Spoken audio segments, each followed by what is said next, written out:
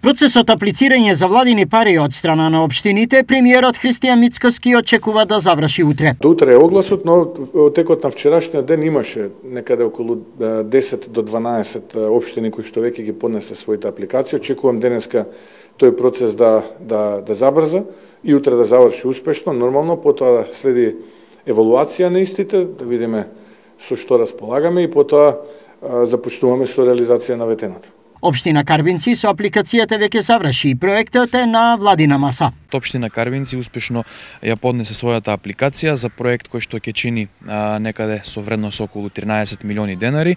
Се работи за инфраструктурен проект, улица, стамбена улица во село Таринци, која што ќе биде финансирана директно со средства од страна на владата. Неколку дена пред да заврши рокот, подготвена е и општина Свети Николе со апликација од 10 проекти, меѓу кои се од кој што би ги набројал изградбата на улицата на Живко Чинго, реконструкција на улица во село Горобинци, реконструкција на улица во село Црнилиште, реконструкција на улиците Септемвриска, Кумановска, Киќевачка, Улов Палме, Борис Трајковски, Македонска, Глигор Прличев и изградба на нова улица Сопотска, би завршиле со уредување на пешачката патека на Света Николска река. Штип на владиниот повик одговори со следниот проект. Општина Штип аплицира со обиколницата која што ги поврзува двата пристапа до градот и населбите Железничка пребег